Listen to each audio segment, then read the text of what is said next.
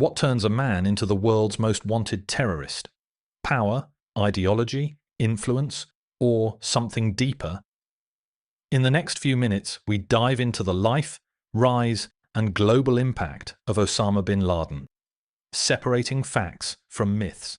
On September 11th, 2001, the world changed forever.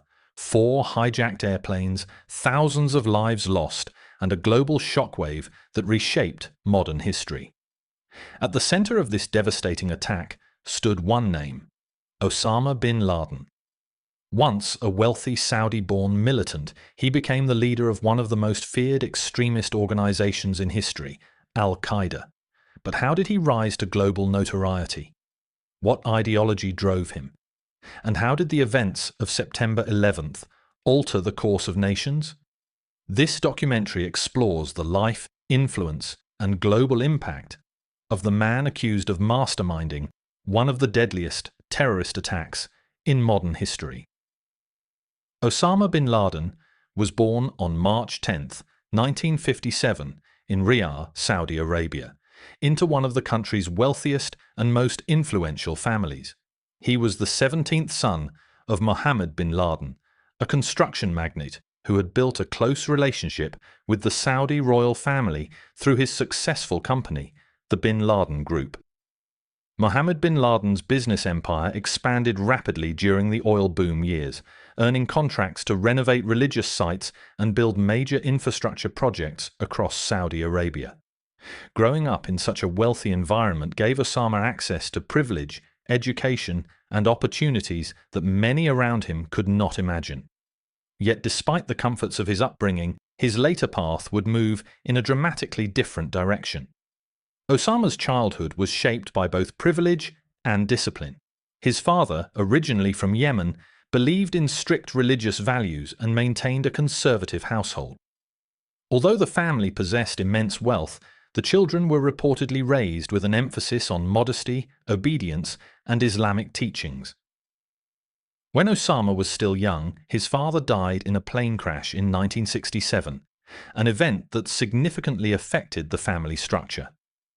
Responsibility for managing the vast family business shifted to older brothers and relatives, while Osama continued his education in an environment deeply influenced by religion and conservative social norms. The Saudi Arabia of Osama's youth was undergoing rapid transformation. Fueled by oil wealth, the country modernized quickly, building roads, universities, and cities. At the same time, Saudi society remained strongly tied to religious traditions, particularly the conservative interpretation of Islam promoted by the state. Young Osama grew up during a period in which political tensions in the Middle East were also increasing. Conflicts involving neighboring countries, debates over Western influence, and concerns about foreign intervention shaped public discussions throughout the region. During his school years, Osama attended elite educational institutions in Jeddah, where he developed a reputation for being quiet, serious, and deeply religious. Teachers and classmates often described him as reserved and disciplined. He reportedly showed interest in Islamic studies and admired religious scholars who emphasized moral purity and devotion. While many young men from wealthy families embraced luxury and international lifestyles, Osama appeared increasingly drawn toward religious conservatism and political concerns affecting Muslim societies. In the late 1970s, Osama enrolled at King Abdulaziz University in Jeddah, where he studied subjects connected to economics and management. More importantly, university life exposed him to influential Islamic thinkers and activists.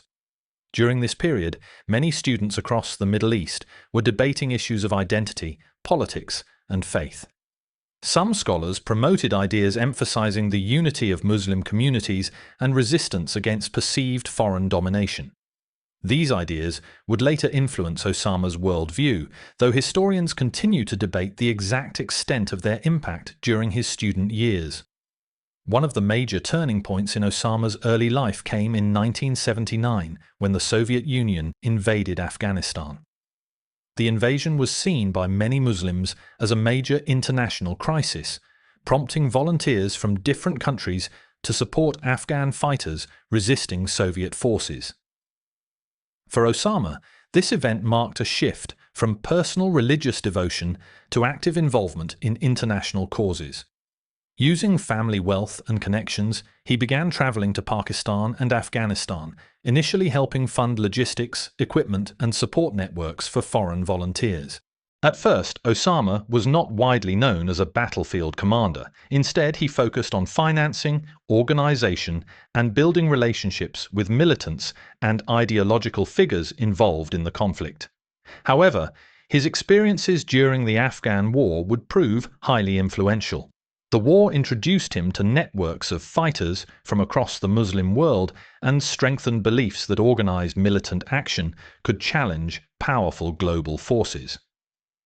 By the end of the 1980s, these experiences contributed to the formation of new extremist networks that would later evolve into Al-Qaeda. Understanding Osama bin Laden's early life is essential to understanding the broader historical forces that shaped his transformation, from the son of a wealthy Saudi businessman to one of the most internationally recognized extremist figures of the modern era. The Soviet invasion of Afghanistan in December 1979 marked a major turning point, not only in global politics but also in the life of Osama bin Laden. For many across the Muslim world, the invasion was seen as an attack on a Muslim nation, triggering a wave of support for Afghan resistance groups, commonly known as the Mujahideen. Thousands of volunteers traveled from different countries to join or support the struggle against Soviet forces. Among them was Osama bin Laden, a young Saudi man whose experiences during this conflict would dramatically shape his future role in global extremism. At the time of the invasion, Osama was in his early 20s and came from immense family wealth. Unlike many fighters who entered Afghanistan with military experience, Osama initially became involved through financial and logistical support rather than direct combat.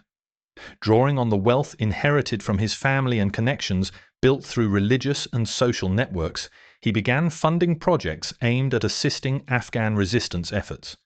This included helping establish supply routes, providing construction equipment and financing facilities for foreign volunteers entering the region. Pakistan quickly became the operational center for many international supporters of the Afghan resistance. Cities near the Afghan border, particularly Peshawar, emerged as gathering points where volunteers, religious organizations, and aid networks coordinated their activities.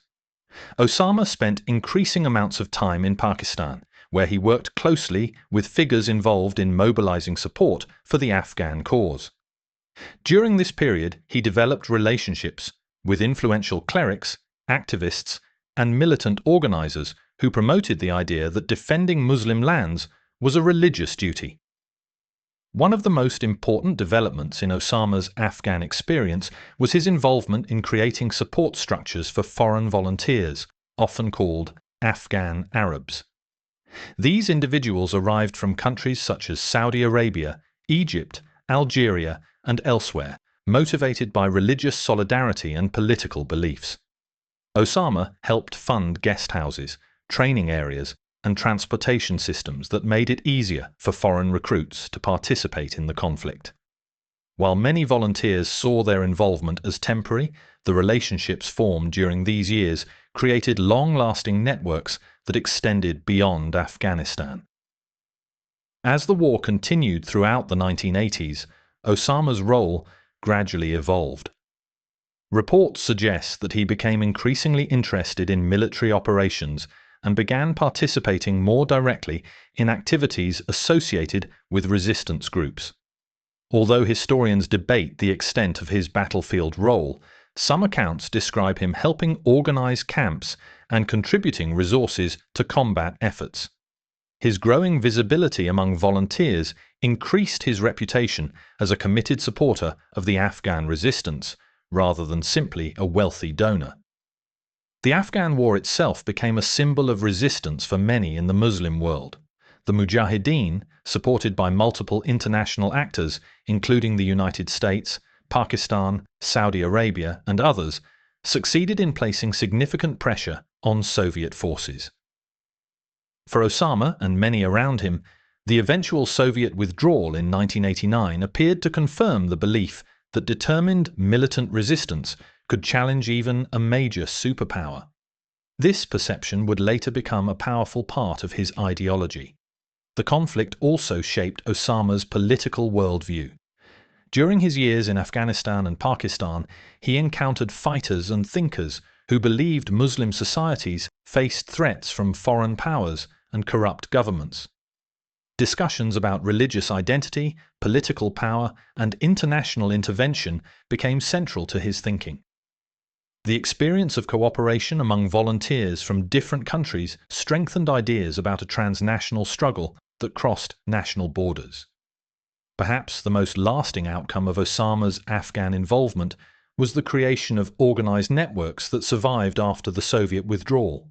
In the late 1980s, these connections contributed to the establishment of Al-Qaeda, an extremist organization intended to maintain coordination among militants who had fought in Afghanistan. What began as logistical cooperation during wartime gradually evolved into a broader and more dangerous international network. For Osama bin Laden, the Afghan war represented more than a battlefield. It became the defining experience that transformed him from a wealthy Saudi businessman's son into an influential extremist organizer. The relationships, beliefs, and organizational structures formed during this period would shape the next stage of his life and have consequences felt around the world for decades to come. The late 1980s marked a critical transition in the life of Osama bin Laden and in the evolution of militant networks that had emerged during the Afghan-Soviet War. After nearly a decade of conflict, Soviet forces began withdrawing from Afghanistan in 1989, signaling the end of one chapter in regional history. However, for many foreign volunteers who had traveled to Afghanistan, the end of the war raised an important question. What would happen next? Among those seeking an answer was Osama bin Laden, who believed the networks created during the conflict should not disappear. Instead, he envisioned a permanent organization that could unite militant groups and continue operating beyond Afghanistan. This idea would eventually lead to the creation of Al-Qaeda. The term Al-Qaeda, meaning the base in Arabic, referred to an organized structure designed to coordinate fighters, funding, training, and communication. Historians generally place its formation around 1988, during the final years of the Afghan War. At first, the organization was relatively small and focused on maintaining connections among militants who had participated in the resistance against Soviet forces. Rather than functioning as a traditional army, it operated as a network, connecting individuals from different countries who shared ideological goals and wartime experiences. Osama bin Laden's role in the creation of Al-Qaeda reflected both his financial resources and growing influence. Through his family wealth, he had already financed support systems for volunteers in Afghanistan. Now he used those resources to establish training facilities, guest houses, and organizational systems that helped maintain contact among former fighters. His reputation as someone committed to the Afghan cause gave him credibility among many militants, allowing him to attract supporters who admired his dedication and leadership. Another important factor in Al-Qaeda's formation was ideology. During the Afghan War, Osama had encountered activists and thinkers who argued that Muslim communities faced threats not only from foreign intervention, but also from governments they viewed as corrupt or ineffective. These ideas encouraged the belief that militant struggle could be used to defend or reshape societies. Although interpretations varied among supporters, Al-Qaeda increasingly promoted the idea that international action was necessary rather than limiting struggles to individual countries. The end of the Afghan war also left thousands of trained fighters without a common battlefield. Some returned to their home countries, while others remained involved in regional conflicts. Al-Qaeda sought to maintain these relationships by offering organization, communication, and a shared sense of mission. Training camps established in Afghanistan became important centers where recruits learned military tactics, ideological teachings, and operational coordination. These camps also strengthened personal connections among members, creating a network that extended across national boundaries. In the early years, Al-Qaeda did not immediately attract global attention. It functioned largely behind the scenes, building contacts and developing infrastructure. However, geopolitical developments in the Middle East soon increased tensions. One major turning point came during the 1990 to 1991 Gulf War, when Saudi Arabia allowed foreign troops, particularly from the United States, to be stationed on its territory following Iraq's invasion of Kuwait. Osama bin Laden strongly opposed this decision, arguing that non-Muslim military forces should not be present near Islam's holiest sites. His criticism placed him in conflict with Saudi authorities and contributed to growing political isolation. As disagreements intensified, Osama eventually left Saudi Arabia and relocated to Sudan in the early 1990s, where he expanded business activities and strengthened militant networks. During this period, Al-Qaeda developed more structured systems for recruitment, financing, and communication. Analysts argue that these years transformed the group from a loose collection of veterans into a more organized international movement. Al-Qaeda's ability to operate across borders distinguished it from many earlier militant organizations. Rather than focusing solely on local or national conflicts, it encouraged cooperation among individuals from different countries who believed they were engaged in a wider struggle.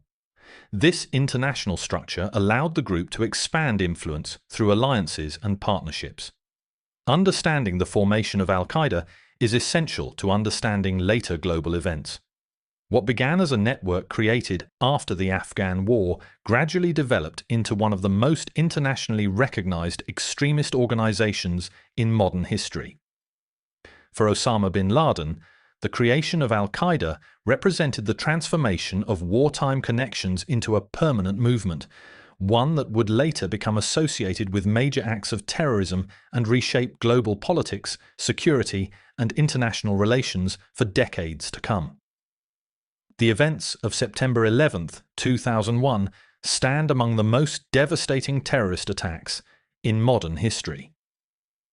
On that morning, 4 commercial airplanes in the United States were hijacked by members of the extremist organization Al-Qaeda, an operation that resulted in the deaths of nearly 3,000 people and reshaped international politics, security, and public life for decades. At the center of investigations into the attacks was Osama bin Laden, who US authorities identified as the leader responsible for directing and approving the broader plot. Understanding how the attacks came about requires examining the political context, ideological motivations, and organizational preparation behind one of history's most consequential acts of terrorism. Throughout the 1990s, tensions between Al-Qaeda and the United States intensified. Osama bin Laden publicly criticized US foreign policy in the Middle East, especially the continued presence of American troops in Saudi Arabia after the Gulf War and US involvement in regional conflicts. Al-Qaeda increasingly framed the United States as a central adversary and sought to position itself as part of a wider struggle against what it described as foreign interference in Muslim-majority regions. During this period, the group became linked to several major terrorist incidents targeting US interests abroad, bringing increased international attention to its activities. Investigations later found that the September 11th attacks were not a spontaneous act, but the result of long-term planning carried out by Al-Qaeda members over several years. The organization recruited individuals who were willing to participate in a highly coordinated mission and emphasized secrecy throughout the process. Intelligence reports and later investigations, including the findings of the US government's 9/11 Commission, concluded that senior Al-Qaeda figures approved the plan and oversaw key stages of its development. However, much about internal discussions remains debated by historians and investigators. The operation relied heavily on careful coordination and concealment. Individuals involved in the plot traveled internationally, lived quietly for periods of time, and avoided attracting public attention. According to official investigations, several warning signs existed before the attacks, but intelligence agencies struggled to connect fragmented pieces of information. Different agencies possessed separate reports related to suspicious activities, extremist threats, and possible risks involving aviation, yet communication gaps limited the ability to form a complete picture. After the attacks, governments around the world re-examined intelligence sharing systems and emergency preparedness. On the morning of September 11th, 4 passenger airplanes were hijacked shortly after takeoff. 2 planes were flown into the Twin Towers of the World Trade Center in New York City, causing massive destruction and ultimately leading to the collapse of both buildings. A 3rd plane struck the Pentagon, headquarters of the U.S. Department of Defense. A 4th aircraft crashed in Pennsylvania after passengers resisted the hijackers. The attacks were broadcast live across television networks, creating scenes of shock and confusion witnessed by millions around the world. The immediate human cost was devastating. Victims included office workers, airline passengers, emergency responders, and people from dozens of different countries. Firefighters, police officers, and rescue personnel risked, and often lost, their lives while attempting to save others. Families faced unimaginable grief, while cities and nations struggled to understand the scale of the tragedy. The aftermath of September 11th triggered profound global consequences. The United States launched what became known as the War on Terror, beginning military operations in Afghanistan aimed at dismantling Al-Qaeda and removing the Taliban government accused of sheltering Osama bin Laden. Security policies changed dramatically across airports, borders, and intelligence systems worldwide. Governments introduced new counter-terrorism laws, expanded surveillance programs, and increased international cooperation to prevent future attacks. Years later, Osama bin Laden publicly acknowledged responsibility for Al-Qaeda's role in the attacks, though debates about motivations, intelligence failures, and geopolitical consequences continue among scholars and policymakers. For many people, September 11th remains not only a historical event, but also a deeply personal memory of loss and uncertainty. The planning and execution of the attacks demonstrated how a relatively small extremist network could carry out violence with worldwide consequences. More importantly, the events of that day permanently altered international relations, national security priorities, and the collective memory of an entire generation. The terrorist attacks of September 11th, 2001 marked a turning point in modern history, producing consequences that extended far beyond the borders of the United States. The destruction caused by the attacks reshaped international politics, military strategy, intelligence operations, travel security, and public perceptions of global threats. Nearly every country in the world felt some impact from the events of that day, either through direct political involvement, security reforms, economic disruption, or changing international relationships. For many historians and political analysts, the aftermath of 9/11 represents the beginning of a new global era defined by counterterrorism efforts and heightened concerns over international security. In the immediate hours after the attacks, governments worldwide expressed solidarity with the United States. Leaders from Europe, Asia, the Middle East, and other regions condemned the violence and offered support. Many nations increased security measures immediately, fearing the possibility of additional attacks. Air travel was temporarily disrupted, stock markets experienced uncertainty, and governments entered emergency response mode as intelligence agencies attempted to determine whether broader coordinated threats existed.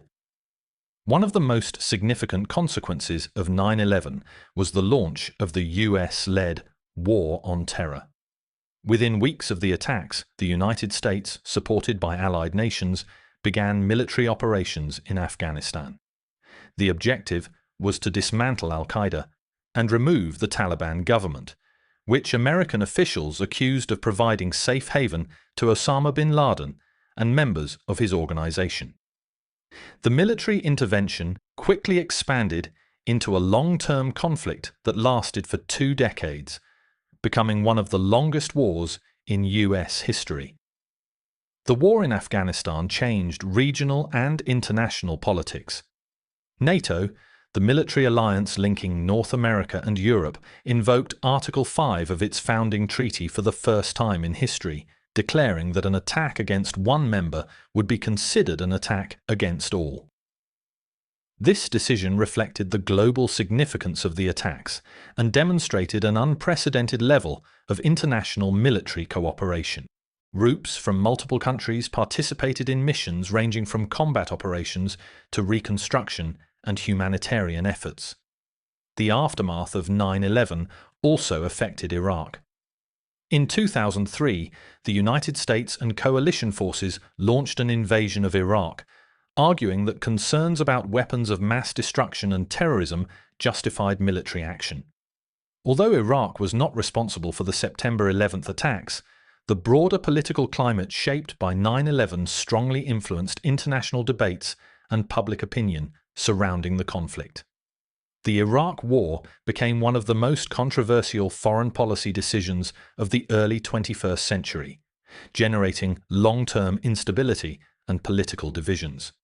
Domestically, governments around the world introduced sweeping security reforms. Airports underwent dramatic transformation, with stricter passenger screening, enhanced baggage inspections, and expanded surveillance systems becoming standard practice. Travelers experienced new regulations involving identity verification, prohibited items, and security checkpoints. In the United States, agencies such as the Transportation Security Administration, TSA, were established to oversee airport safety, while many countries adopted similar measures to strengthen transportation security. Intelligence and law enforcement systems also changed significantly. Governments increased cooperation among domestic and international intelligence agencies to prevent future attacks. Information sharing systems improved, counter-terrorism units expanded, and new legal frameworks were introduced to address extremist threats. In several countries, laws allowed broader surveillance capabilities aimed at identifying potential security risks before attacks could occur. However, these changes also sparked debates about privacy, civil liberties, and the balance between national security and individual freedoms. The psychological impact of 9/11 was equally profound. Millions of people around the world watched the attacks unfold live on television, creating a shared global memory of shock and fear. For many, everyday perceptions of safety changed permanently. Public anxiety about terrorism increased, influencing media coverage, political campaigns, and public policy discussions for years afterward. Emergency preparedness programs expanded in schools, workplaces, and public institutions as governments prepared for the possibility of future attacks. The economic consequences were also substantial. Financial markets initially declined due to uncertainty.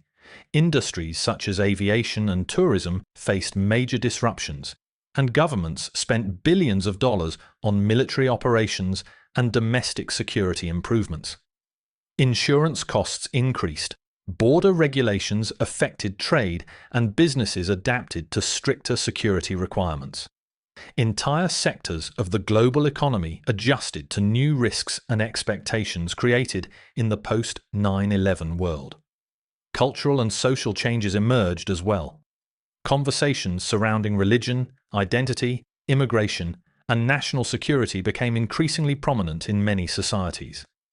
Unfortunately, some communities experienced discrimination and misunderstanding in the years following the attacks, leading to concerns about prejudice and social division. At the same time, many organizations promoted intercultural dialogue and community engagement to reduce tensions and encourage mutual understanding. The attacks also transformed the role of technology in security.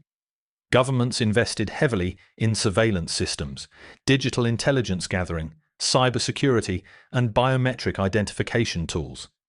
These technologies became central to efforts aimed at tracking extremist networks and preventing attacks, though critics raised concerns about oversight and ethical implications.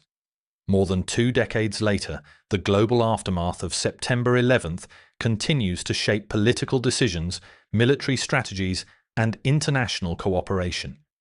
Conflicts initiated after the attacks influenced generations of policymakers and citizens alike. The memory of 9/11 remains deeply connected to discussions about terrorism, security, diplomacy, and global responsibility. Ultimately, the aftermath of 9/11 demonstrated how a single event could alter the course of world history. What began as a devastating terrorist attack quickly evolved into a defining moment that transformed governments, societies, and international relations in ways that continue to be felt across the world today. Following the September 11th attacks in 2001, the search for Osama bin Laden became one of the most extensive and internationally significant manhunts in modern history. Governments, intelligence agencies, and military organizations around the world focused enormous resources on locating the leader of Al-Qaeda, whom US authorities identified as the principal figure behind the attacks. For nearly a decade, Osama bin Laden remained one of the world's most wanted individuals, symbolizing both the global fight against terrorism and the challenges of pursuing elusive extremist networks across borders. Immediately after September 11th, attention turned to Afghanistan, where bin Laden had long maintained ties with the Taliban government and operated training camps associated with Al-Qaeda. In October 2001, the United States and Allied forces launched military operations aimed at dismantling Al-Qaeda infrastructure and removing the Taliban from power. The Taliban government quickly lost control of major cities, and many Al-Qaeda members fled or went into hiding. Intelligence agencies believed Osama bin Laden remained somewhere within the Afghanistan-Pakistan border region, an area characterized by mountains, remote villages, and difficult terrain that complicated military operations. One of the earliest and most widely discussed moments in the hunt occurred during the Battle of Tora Bora in late 2001. US officials believed bin Laden and several Al-Qaeda members had taken refuge in cave systems in eastern Afghanistan. Military operations intensified as coalition forces attempted to surround the region. However, despite heavy bombardment and ground operations, bin Laden escaped capture. Historians and former officials continue to debate how close military forces came to capturing him and whether strategic decisions contributed to his successful escape. For many observers, Tora Bora became a symbol of missed opportunity in the early years of the war on terror. As years passed without confirmation of his location, Osama bin Laden's whereabouts became one of the world's greatest intelligence mysteries. Reports occasionally surfaced, claiming he had been seen in Afghanistan, Pakistan, or other regions, though many proved unreliable. Intelligence agencies pursued countless leads, analyzed intercepted communications, and worked with foreign governments in hopes of identifying his network of couriers and supporters. Unlike many public figures, bin Laden reportedly avoided electronic communication, making surveillance particularly difficult. Instead, investigators believed he relied heavily on trusted messengers to relay information. The search intensified through a combination of intelligence gathering, international cooperation, and surveillance. Over time, analysts began focusing on individuals suspected of acting as couriers for bin Laden. US intelligence agencies believed that locating a trusted messenger might eventually reveal his hiding place. This strategy became a turning point in the investigation. Years of monitoring, analysis, and intelligence work eventually led officials to a suspicious compound in Abbottabad, Pakistan, a city located not far from military institutions and urban centers. The compound attracted attention for several reasons. It had unusually high walls, enhanced privacy measures, and no clear digital or telephone presence. Residents reportedly burned trash rather than placing it outside for collection, adding to suspicions about secrecy. Intelligence analysts observed patterns of behavior that suggested a high-value individual might be living there, though certainty remained difficult. Because there was no photographic proof that Osama bin Laden was inside, officials faced uncertainty over how to proceed. After months of deliberation, US President Barack Obama authorized a covert military operation to raid the compound. On May 2, 2011, May 1st in the United States due to time zone differences, members of the US Navy SEALs carried out the mission in Abbottabad. The operation, officially known as Operation Neptune Spear, lasted only a short period but became one of the most closely watched military missions of the 21st century. US officials announced shortly afterward that Osama bin Laden had been killed during the raid.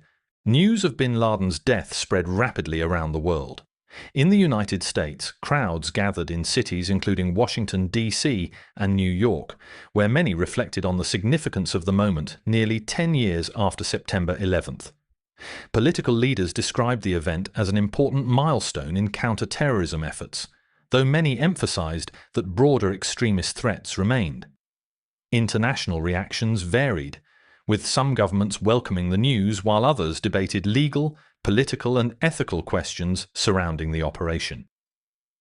Following the raid, US authorities stated that bin Laden's body had been buried at sea to avoid creating a physical site that could become symbolically important for extremist supporters. Materials recovered from the compound, including documents, digital files, and personal records, were later analyzed to better understand Al-Qaeda's structure, communications, and future plans. Despite Osama bin Laden's death, Al-Qaeda did not disappear. Leadership shifted to other figures, and extremist organizations continued operating in different regions. In some cases, newer groups emerged with different structures and strategies, illustrating how extremist movements can evolve even after losing major leaders. Analysts noted that while bin Laden remained an influential symbolic figure for many supporters, the global landscape of terrorism had changed considerably since the early 2000s. The legacy of Osama bin Laden remains deeply tied to the lasting consequences of September 11th and the global response that followed. His actions influenced military interventions, counter-terrorism policies, intelligence practices, airport security, and international diplomacy. Governments invested vast resources into surveillance systems, emergency preparedness, and global partnerships designed to prevent future attacks. Entire generations grew up in a world shaped by policies and political debates that emerged after 9/11. At the same time, historians continue to examine broader lessons from the period. Discussions often focus on how extremist ideologies spread, how governments balance national security with civil liberties, and how international cooperation can address global threats effectively. The story of bin Laden is therefore not only about one individual, but also about the political, historical, and social forces that shaped an era. More than a decade after his death, Osama bin Laden remains a figure studied in discussions about terrorism, geopolitics, and modern history. His rise, influence, and eventual death marked chapters in a larger global story, one defined by conflict, fear, resilience, and ongoing efforts to understand and prevent violence on an international scale. More than 2 decades have passed since the events of September 11th, 2001. Yet the impact of that day continues to echo across nations, governments, and generations. The story of Osama bin Laden is not simply the story of one man, it is the story of an era shaped by conflict, ideology, fear, and global transformation. From his privileged upbringing in Saudi Arabia to his role in the Afghan conflict, from the formation of Al-Qaeda to the devastating attacks of September 11th, his journey became deeply intertwined with some of the most defining events of the 21st century. The consequences of those actions extended far beyond a single day. Families across the world mourned loved ones lost in tragedy. Entire cities carried scars of destruction and remembrance. Nations redefined security, diplomacy, and military priorities in response to a new kind of global threat. Wars were fought, governments reshaped policies, and societies grappled with difficult questions about safety, freedom, justice, and coexistence. The world that emerged after 9/11 was profoundly different from the one that existed before it. Yet history is never only about destruction. It is also about resilience. In the aftermath of tragedy, communities came together to rebuild.